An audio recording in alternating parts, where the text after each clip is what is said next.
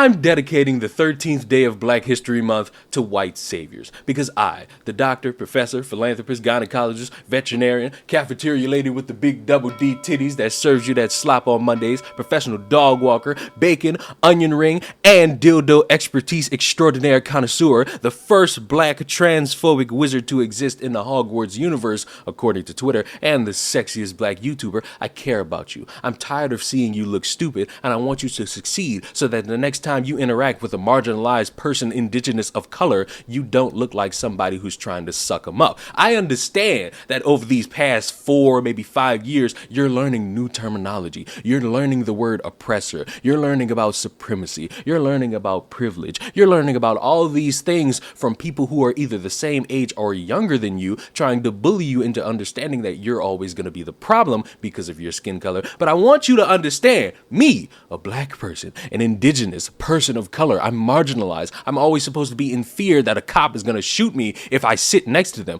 I am here to tell you, not every indigenous marginalized person of color thinks the same. And I will need for you to understand that for what I'm about to show you, because I understand you look at me and you don't like me because I'm saying or doing things you don't like, because in your mind, your 20-something-year-old college roommate is telling you everything about black history and what it means to be black. And so when you see me not complaining about white people, not complaining about privilege, and just living my life, not caring about any of that, because how dare you think a white person is supposed to dictate my life, you get upset. And so when I show you a video like this, it's just boring.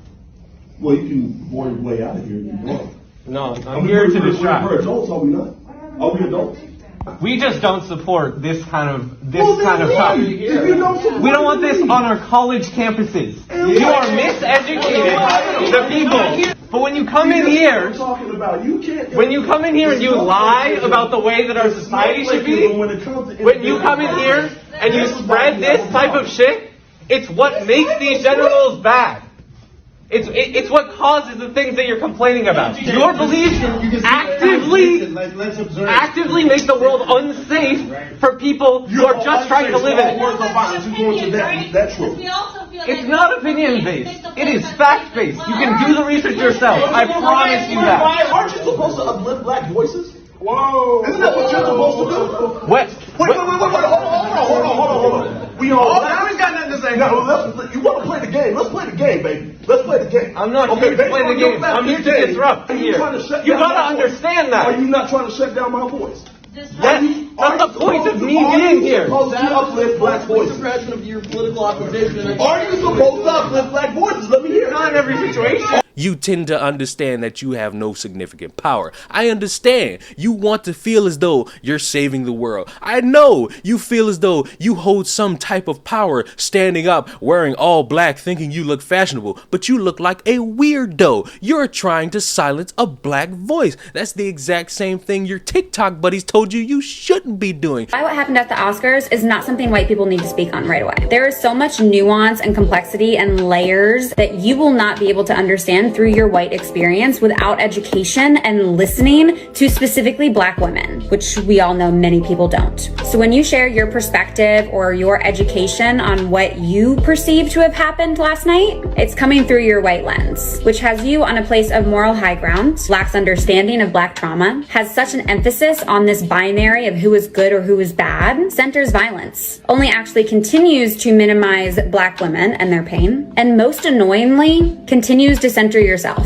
on shit that really just is not your business. So just take some time, take a minute. You don't have to respond right away. Really try and look at the entire situation before you speak on the shiny, easy grab. Because what you fail to see through your white lens was the actual violence occurring. The continued violence that is ableism and that is misogynoir. And so when you get caught in that catch-22, when you get caught looking like a dumbass, when you get caught looking like a fool trying to oppress a black man who does not care about your weird victim mentality, you have to be someone who,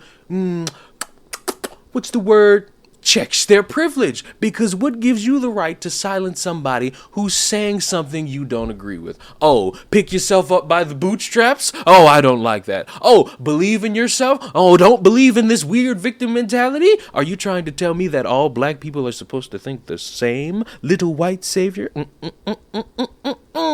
You can't do that. This world is filled with people who share the same skin color but different experiences. They're not going to have the same outlook on life. They're not going to have the same viewpoints. They're not going to have the same experiences. The thing you should have done as a young adolescent dumbass is listen to somebody who's telling you a story, not try to sit in the back of the class and scream, "This is not fair, this is colonialism, this is oppression, blah, blah, blah, blah, blah," and instead learn from somebody who's older, wiser, and has a little bit more experience. I'm here for you. I'm the same age as you. I care about you. I want you to not look stupid, because the more I see you people grandstanding to the upteenth degree for a bunch of people who have said they don't care about you, the more I feel bad knowing that you don't even have your own white people to fall back on, because they see you also and they realize you're a petulant dumbass. You know what? While we're on the topic of how white people are just fucking the world up for everyone, you're not one of the good white people.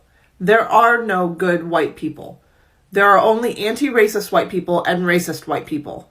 Anti-racism is a lifelong project, and the end goal is not for you to be good. It's for society to be good. Decenter yourself. Do the work. It's hard. You're going to get it wrong. But if you are not out there every day actively trying to understand, you're not a good white person. Stop patting yourself on the back. Stop congratulating each other. Stop separating us from the bad white people. Don't sit out there in comments and say, we don't claim them. We are them. We are them. We are the ones shooting up schools. We are the ones raping people. We are the ones enslaving people. We are. We're them. Respect people's boundaries, listen to people's experiences, learn from them, and maybe you won't be a dumbass white savior anymore. But this has been I, the person who wants to educate you all on how stupid you tend to be. Subscribe to the channel. I will see y'all in the next one. Goodbye.